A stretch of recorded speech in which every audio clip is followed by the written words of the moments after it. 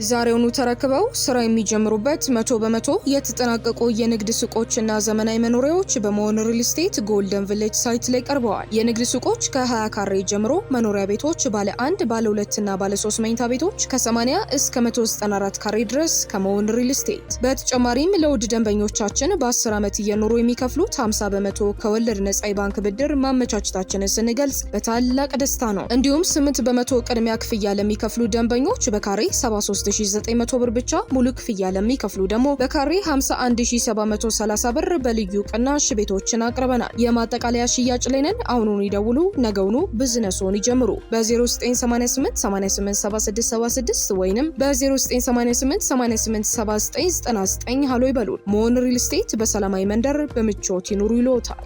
ይህ አዋዜ ልዩ ትኩስ ነው። የአሜሪካው ፕሬዝደንት ዶናልድ ትራምፕ ከዛፉ ላይ ወረዱ። ግሪንላንድን አልወጋም፣ ከሳምንት በፊት የዛትኩትን ታሪፍም ተግባራዊ አላደርግም ብለዋል።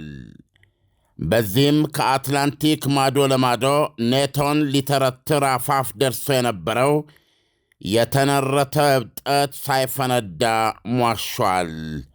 ትራምፕ ቀኝ ኋላ ዞረዋል። በስዊዘርላንዷ የዳቮስ ዓለም አቀፍ ኢኮኖሚያዊ መድረክ ላይ የተገኙት ፕሬዝደንት ዶናልድ ትራምፕ ግሪንላንድን በእጄ በደጄ ካለው ጠቅላይና ሻካራ አቋማቸው ተለውጠው እንደ ድመት ጸጉር የለሰለሱት የኔቶን ዋና ጸሐፊ ማርክ ሩትን ካነጋገሩ በኋላ ነበረ።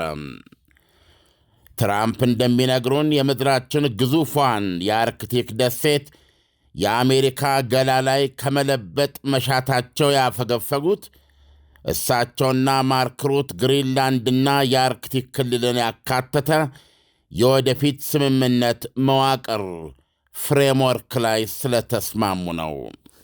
ይህ መፍትሔ ያሉ ትራምፕ ትሩዝ በተሰኘው ማኅበራዊ ሚዲያ ገጻቸው ሲጽፉ፣ ይህ መፍትሔ ተግባራዊ ከሆነም ለአሜሪካና ለሁሉም የኔቶ አገራት ታላቅ ይሆናል ብለዋል። ትራምፕ እንደሚነግሩን ከኔቶ ዋና ጸሐፊ ጋር የነበራቸው ውይይት ወርቃማው ጉልላት ብለው ስለሚጠሩት የአየር መከላከያ ጋሻም ያነሳ ነበረ። የትራምፕ ማኅበራዊ ሚዲያ መግለጫ ስለተባለው የወደፊታዊ ስምምነት መዋቅር ዝርዝር አልሰጠም። በዳቮስ ለጋዜጠኞች በሰጡት አጭር መግለጫ ትራምፕ መዋቅሩ ደህንነት፣ ማዕድናትና ሁሉንም ነገር ይጨምራል ብለዋል። ዘላለማዊም ነውም ብለዋል። ማብራሪያ ፍለጋ ፎክስ ኒውስ ያነጋገራቸው የኔቶ ዋና ጸሐፊ ማርክ ሩት እንደዚሁ ምንም የጨመሩት ዝርዝር ካለመኖሩ ሌላ ይሄ ወደፊታዊ መዋቅር ተብዬም አሜሪካንን የግሪንላንድ ባለቤት ያደርጋታል የሚለውን ጥያቄ ተጎንብሰው አሳልፈውታል። በመሠረቱ የተወያየነው አሉ የኔቶ ዋና ጸሐፊም፣ በመሠረቱ የተወያየነው ፕሬዚደንቱ ግሪንላንድን ብቻ ሳይሆን መላው አርክቲክን የመጠበቅ ራዕያቸውን እንዴት ተግባራዊ ማድረግ እንደምንችል ነው ብለዋል።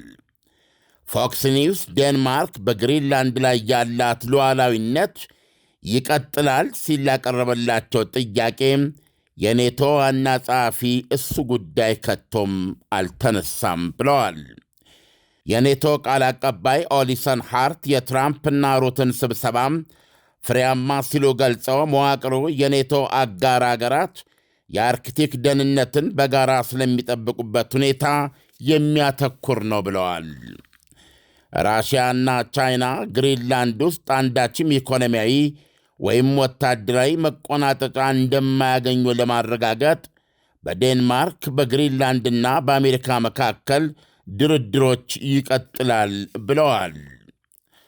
ትራምፕ ከፊል ራስ ገዝ የሆነችውን የዴንማርክ ግዛት ግሪንላንድን ለመቆጣጠር ለሳምንታት የሰጡት ዛቻና ማስጠንቀቂያ በኔቶ ወታደራዊ ቃል ኪዳን ሕልውናና የአትላንቲክ ባሻገር የ1.7 ትሪሊዮን ዶላር ንግድ ቀጣይነት ላይ ከፍተኛ ጥርጣሬ ጥሎ ቆይቷል። 1.7 ትሪሊዮን ንግድ ማለት አውሮፓና አሜሪካ የሚለዋወጡት ሸቀጥ ዋጋ ማለት ነው በየዓመቱም። ትራምፕ አሜሪካ ደሴቷን በገንዘብ የምትገዛበት ሁኔታ እስኪመቻች ድረስ በሚል በዴንማርክና በሌሎች 7 የአውሮፓ አገሮች ላይ ከፌብርዋሪ 1 በኢትዮጵያ ጥር 24 ጀምሮ 10 በመቶ፣ ከጁን 1 በኢትዮጵያ ግንቦት 24 ጀምሮ ደግሞ የ25 በመቶ ታሪፍ ለመጣል ዝተው እንደነበር አይዘነጋም፣ ሰርዘውታል። ትራምፕ ዴንማርክ በአርክቲክ የሚገኘውን የግሪንላንድን የውሃ ክልል ለመጠበቅ በቂ ጥረት አላደረገችም ሲሉ ሲኮንኑ መቆየታቸው ይታወቃል። ፕሬዚደንት ትራምፕ እንደሚያቀርቡት ራሽያና ቻይና በአርክቲክ ክልል ላይ ካላቸው መሻት አኳያ አሜሪካ ግሪንላንድን በእጇ ማስገባቷ ቁልፍ ነው። ዴንማርክ ግሪንላንድ እንደማትሸጥና በኃይል ለመውሰድ የሚደረግ ማንኛውም ሙከራ ደግሞ የኔቶን ፍጻሜ እንደሚያፋጥን አስጠንቅቃለች። የዴንማርክ ውጭ ጉዳይ ሚኒስትር ላርስ ሎኬ ራስሙሰን የትራምፕን መግለጫ በጸጋ ተቀብለውታል። ቀኑ ካጀማመሩ ከነበረው በተሻለ መንፈስ ተጠናቋል። የአሜሪካ ፕሬዝደንት ግሪንላንድን በኃይል እንደማይወስዱ ማረጋገጣቸውና የንግድ ጦርነቱን ማቆማቸውን በጸጋ እንቀበለዋለን ብለዋል። ይሁንና ራስሙሰን ለአንድ የሀገራቸው ሚዲያ በሰጡት ሌላ መግለጫ ግሪንላንድ ቀይ መስመር መሆኗን አድምቀዋል። ይህንን ፊታቸው ላይ ለመናገር ደስተኛ ነኝ። ከዚህ በፊትም ሌሎች ነገሮችን ፊታቸው ላይ ነግሬያቸዋለሁ፣ ችግር የለብኝም ብለዋል። አሜሪካ የግሪንላንድ ባለቤት የምትሆንበት ሁኔታ ከቶም አይፈጠርም ብለዋል። ሌሎች የአውሮፓ አገሮችም የፕሬዝደንቱን የታሪፍ ዛቻ መሰረዝን መልካም ነው ብለው ተቀብለውታል። የስዊድን ውጭ ጉዳይ ሚኒስትር ማሪያ ማልመር ስቴንጋርድ በበኩላቸው የትራምፕ ድንበርን የመቀየር ጥያቄ ተገቢውን ትችትና ነቀፋ እንዲያገኝ ተደርጓል ብለዋል። ለዚህ ነው እጃችንን አንጠመዘዝም ያልነው። እንደ አጋር አብረን በጋራ መቆማችን ተጽዕኖ አሳድሯል ብለዋል። ዳንኤል እንግዲህ ሰማኸው፣ እስከ ትናንት የዳቮሱ ንግግራቸው ድረስ የነበረው አቋማቸውና ከዛ በኋላ ደግሞ ከኔቶ ዋና ጸሐፊ ጋር ከተነጋገሩ በኋላ የሰማነው ነገር የሰማይና የምድር ያህል ልዩነት አላቸው። ዶናልድ ትራምፕ ከዛፉ ወርደዋል ባጭሩ። ዛሬውኑ ተረክበው ስራ የሚጀምሩበት 100% የተጠናቀቁ የንግድ ሱቆችና ዘመናዊ መኖሪያዎች በመሆን ሪል ስቴት ጎልደን ቪሌጅ ሳይት ላይ ቀርበዋል። የንግድ ሱቆች ከ20 ካሬ ጀምሮ፣ መኖሪያ ቤቶች ባለ 1፣ ባለ 2 እና ባለ 3 መኝታ ቤቶች ከ80 እስከ 194 ካሬ ድረስ ከመሆን ሪል ስቴት። በተጨማሪም ለውድ ደንበኞቻችን በ10 ዓመት እየኖሩ የሚከፍሉት 50% ከወለድ ነጻ የባንክ ብድር ማመቻቸታችንን ስንገልጽ በታላቅ ደስታ ነው። እንዲሁም 8% ቅድሚያ ክፍያ ለሚከፍሉ ደንበኞች በካሬ 73900 ብር ብቻ፣ ሙሉ ክፍያ ለሚከፍሉ ደግሞ በካሬ 51730 ብር በልዩ ቅናሽ ቤቶችን አቅርበናል። የማጠቃለያ ሽያጭ ላይ ነን። አሁኑን ይደውሉ፣ ነገውኑ ቢዝነስዎን ይጀምሩ። በ0988 887676 ወይንም በ0988 887999 ሃሎ ይበሉ። ሞን ሪል ስቴት በሰላማዊ መንደር በምቾት ይኑሩ ይሎታል። ዓለም ዶናልድ ትራምፕ ግሪንላንድን እንደማያወጉ ወይም በኃይል እንደማይቆጣጠሩ እርግጠኛ መሆን ይቻላል ወይ? ምክንያቱም ዶናልድ ትራምፕ ሐሳባቸውን ቶሎ ቶሎ ስለሚቀይሩ ብዬ ነው። እንደምናነባው ትንተና ከሆነ አይችሉም። ዶናልድ ትራምፕ ለምን ከዛፉ ወረዱ፣ ለምን አፈገፈጉ የሚለውን በተመለከተ የገቡበት ወይም ግዛትን ወስዳለሁ በማለት እና የታሪፍ ጦርነት ለመጀመር የገቡበትን ፍልሚያ ለመቀጠል ወኔ አጥተዋል ነው የሚሉት። ምክንያቱም የሚያስከትለው ዳፋ መዘዙ አስፈርቷቸው የወንድ መውጫ መፈለጋቸው ነው ብለው የሚያቀርቡ አሉ። በሌላ በኩል ደግሞ ወግ አጥባቂ የሚባል ወይም ደግሞ የቀኝ ክንፍ ሚዲያዎች ደግሞ እንደ ታላቅ ድል እንደ ታላቅ የምንድነው ዲል ስምምነት የሚፈልጉትን ነገር ላይ ተፎካካሪዎቻቸው እንዲመጡ የማድረግ ታላቅ ጥበብ መገለጫ አድርገው እያቀረቡት ነው ያሉት። ዳንኤል፣ እንደ እውነቱ ግን ዶናልድ ትራምፕ ግሪንላንድን እጠቀልላለሁ የሚለውን ነገር አንደኛ በኃይል አልጠቀምም ብለዋል። የታሪፉን ዛቻ አንስተዋል። ከኔቶ ዋና ጸሐፊውም ጋር የተነጋገሩት የአርክቲክን አጠቃላይ ደህንነት በተመለከተ ግሪንላንድን ጨምሮ ነው። ይህንን ክልል ይህንን አካባቢ ከቻይናና ከራሽያ ከሚመጣብን ፉክክር አንጻር እንዴት በጋራ እንጠብቀው ወደሚል ተቀይረዋል። የሚናገሩለትም መዋቅር እንደ ኔቶ ሊያከናውኑ ሊፈጽሙ የሚችሉትን የአርክቲክ አካባቢ ጥቅሞችን የአርክቲክ አካባቢን የኔቶን ጥቅሞች በጋራ የመጠበቅ ነው። ስለዚህ ዶናልድ ትራምፕ እስካሁን ሲያራምዱት ከነበረው ግሪንላንድን የአሜሪካ ግዛት የማድረግ ዓላማ ጋር የሚገናኝ አይደለም። በሌላ አነጋገር መጀመሪያውኑ ይሄ ሲያስፈልግ ነበር ብለው የሚጠይቁ ወገኖች አሉ። ዳንኤል፣ መጀመሪያ እዚህ ሁሉ ነገር መግባት ሲያስፈልግ ነበር ወይ? አንደኛ ዴንማርክና አሜሪካ ባላቸው የቀደመ ስምምነት መሰረት አሜሪካ የፈለገችውን ያህል ጦር ሰራዊት ግሪንላንድ ላይ ማስፈር ትችላለች። ከዴንማርክ ጋር የስምምነት አላት። ምንም አይነት ጠብና ግጭት ሳያስፈልግ አሜሪካ ግሪንላንድ ላይ የፈለገችውን አይነት ጦር የማሰማራት መብት አላት። ስምምነት አለ እና በዛ ስምምነት መሰረት መጠቀም ትችል ነበረ። አሁን ግሪንላንድን በዚህ ደረጃ ከዴንማርክም ከአውሮፓም ጋር ራሱ የኔቶን ሕልውና አደጋ ላይ መጣል ብቻ ሳይሆን አጠቃላይ እስካሁን የቆየ የዓለም ስርዓትን በአናቱ የመገልበጥ አካሄድ ውስጥ መግባት ሳያስፈልግ ኦልሬዲ እንኳ ብዙ ጉዳት ደርሷል የሚል ነው። በተረፈ ፕሬዚደንቱ ያደረጉት ነገር ምንድን ነው? ሲናገሩ ሲጠይቁ ሲሉ የነበሩትና አሁን ከኔቶ ዋና ጸሐፊ ጋር በመነጋገር ተደረሰ ያሉት ተአምር ምንድን ነው የሚለውን እንደሰማው የዴንማርኩ ውጭ ጉዳይ ሚኒስትር የግሪንላንድ ጉዳይ ቀይ መስመር ነው፣ ግሪንላንድ ከቶም የአሜሪካ ግዛት የምትሆንበት ሁኔታ አይፈጠርም ብለዋል። ስለዚህ የአርክቲክን ደህንነት ማረጋገጥ ኔቶ ብዙዎቹ በዛ የአውሮፓ ጋር እነ ኖርዌይ እነ ፊንላንድ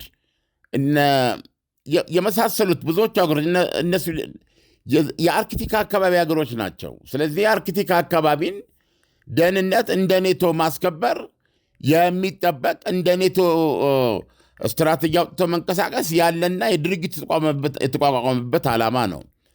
በዚህ ደረጃ ከኔቶ ዋና ጸሐፊ ጋር ደረስኩት ያሉት ፍሬምወርክ ያለዚህ ሁሉ መጀመሪያስ ሊካሄድ የሚችል አልነበረም ወይ የሚል ነው። ምናልባት እዚህ ላይ እንግዲህ ማዕድንንም ያካትታል የሚል ነገር ተናግረዋል። ይህም ምን ማለት ነው የሚሆነው? ማዕድን የማውጣት ስራ ከግሪንላንድ አሜሪካ በዚህ ረገድ ድርሻ እንዲኖራት መብት አላት። በፊትም ምናልባት አንድ ነገር ቻይና ግሪንላንድ ላይ ምንም አይነት ኢንቨስትመንት እንዳይኖራት ወይም ቻይናን እንዳታስተናግድ ግሪንላንድ ዴንማርክና ግሪንላንድ የሚወስዱት ኃላፊነት ነው እና ከዛ በተረፈ አሜሪካ ግሪንላንድ ላይ ማዕድን እንድታለማ በቢዝነስ ደረጃ በስምምነት በኮንትራት ማለት ነው። እንዲህ አይነቱን ስምምነት ደግሞ እዚህ ጠብ ውስጥ ሳይገባም ማድረግ የሚችሉት ነገር እንደሆነ ነው የሚነገረው እና በአጠቃላይ ዶናልድ ትራምፕ እስካሁን ያካሄዱት ነገር ዓላማው ግልጽ አልሆነም፣ ግን እንደሰማው ሁሉም ቀርቷል። አሁን በሌላ በኩል ደግሞ የወደፊት እና ዘላለማዊ ነው ሲሉ የገለጹት ይሄ ፍሬምወርክ ወይ መዋቅር ሲሉ የገለጹት ነገር ተጨማሪ ማብራሪያ የሚጠይቅና የግሪንላንድን የራሷ የአሜሪካ አካል ካለማድረግ ሳያደርጉ የማያደርግና ዴንማርክም በግሪንላንድ ላይ ያላትን ሉዓላዊነት ሳታጣ የሚከናወን ቅድም ካልናቸው በጋራ ሊያከናውናቸው ከሚችሉት ነገሮች ውጭ የሆነ ነገር ስለመኖሩ ወደፊት የሚሰጡት ማብራሪያ እስከሌለ ድረስ አጠቃላይ ሁኔታ ይህን ይመስላል። ዳንኤል ዓለም ዶናልድ ትራምፕ መላ አርክቲክን በምን መልኩ ነው ለመጠበቅ ያሰቡት? ከኔቶ ጋር በመጣመር ነው ወይንስ አሜሪካ ብቻዋን ነው የምትጠብቀው? ምን ለማለት ፈልጌ ነው፣ ትራምፕ አርክቲክን ለመጠበቅ ነው በሚል ምክንያት ጦራቸውን ግሪንላንድ ላይ ለማስፈርና አሁን በግልጽ የሰረዙትን ሐሳብ መልሰው ደግሞ ሊተገብሩት አስበው ነው ወይ ለማለት ፈልጌ ነው። አርክቲክ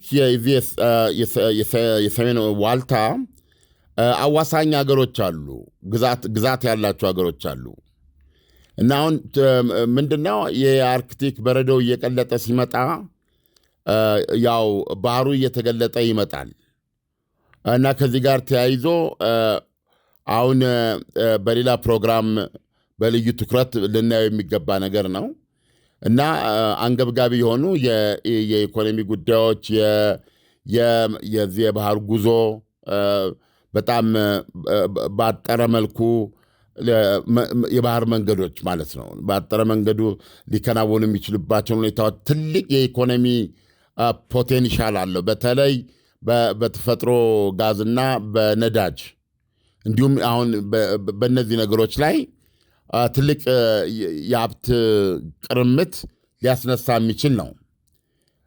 ስለዚህ ዞሮ ዞሮ ምን ለማለት ነው እነዚህ የአርክቲክ አዋሳኝ ሀገሮች ያው ያላቸውን ጥቅም በድንበርተኛነታቸው የሚሰጣቸውን ጥቅም ሌላው ኃይል እንዳይቀራመታቸው እንዳይነጥቃቸው የማስከበር ነው። እንግዲህ ሞር በረዶው እየተገለጠ ሲመጣ እንደ ቻይና ያሉ ደግሞ የአርክቲክ አገር ያልሆኑ ራሳቸውን የአቅራቢያው ሀገር ብለው የሚገልጹ ደግሞ ያው ቻይና ኢንቨስትመንት ነው። እዚህ በመዋለ ንዋይ በኩል ትልቅ አሁን ቅድም ያልኩ የኢኮኖሚ አቅሙ ከፍተኛ ነው እና እሱን ለመቀራመት ያው ከሀገሮች ጋር በተናጠል በምታደርገው ስምምነት አካባቢውን ትቆጣጠራለች የሚል ስጋት ነው በአሜሪካ በኩል ያለው። ስለዚህ ውድድር ነው። ስጋት ስንል ውድድር ነው። ለምሳሌ አሁን ግሪንላንድን በግሪንላንድ የውሃ ክልሎች ውስጥ የራሽያ ዲስትሮየር የሚባሉ የጦር መርከቦች እንደዚሁም ሰርጓጆች ይርመሰመሳሉ በማለት ነው ዶናልድ ትራምፕ የሚከሱት እና ይህም እንቅስቃሴ ግሪንላንድን ነገ የኔ ነው ከዚህ እስከዛ የኔ ነው የሚል ነገር በራሽያ በኩል ሊመጣ ይችላል። ቻይና ደግሞ በተለመደው አቀራረቧ ከራስ ገዟ ከግሪንላንድ ጋርም ሆነ ከዴንማርክ ጋር በምትገባው የንግድ ስምምነት ይህንን እዛ አላት ተብሎ የሚታመነው ማዕድን የመቦጥቦጥ ነዳጁንም ምኑንም የማውጣት ቅርምት ውስጥ ትገባለች የሚል ስጋት ነው ዶናልድ ትራምፕ የሚናገሩት። ይሄንን እንደ ኔቶ አባል እንዳላቸው ወዳጅነት በጋራ ሊሰሩት የሚችሉት ነበረ። ለምን እዚህ ውስጥ ሁሉ መግባት አስፈለገ የሚል ነው። አሁን የግድ ደሴቷ የአሜሪካ እንድትሆን ከመፈለግ ካልሆነ በስተቀረ ሌላውን የተባለውን ነገር በሙሉ በነበረው ስምምነት እንኳ አስቀድሞ በነበረው ከዴንማርክ ጋር በነበረው ስምምነት ሊደረግ የሚችልን ነገር በውይይት ሊረጋገጥ ይችል የነበረውን ነገር አሜሪካ በኢኮኖሚ ደረጃም በኢንቨስትመንት ደረጃም በዚህ መንገድ ልታገኙ ትችለው የነበረውን ነገር ለምን እዚህ ድረስ እነዚህን ታሪካዊ አጋሮች የመሰነጣጠቅ ከፍተኛ አደጋ የጋረጠ አቀራረብ ለማድረግ ለምን ፈለጉ ዶናልድ ትራምፕ?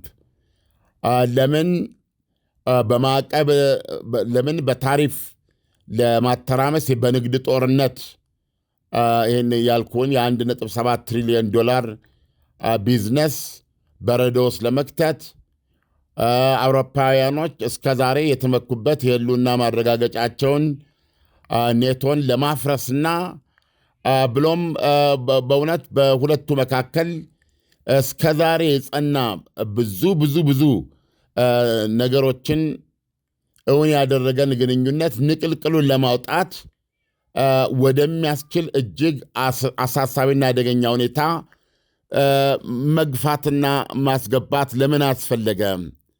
አት ዘ ኤንድ ኦፍ ዘ ዴይ አሜሪካ ግሪንላንድን በመግዛትም ሆነ በጦር መሳሪያ ለመውሰድ ያላትን አቋም በዚህ መልኩ የምትተው ከሆነ ይልቁንም ከኔቶ ዋና ጸሐፊ ጋር ተነጋገርኩ የምትለውን አይነት ፍሬምወርክ ፈልጋ ከሆነ ይሄንን ለማድረግ የማይቻልበት ሁኔታ ስለነበር ነው ወይ እዚህ ውስጥ የተገባው?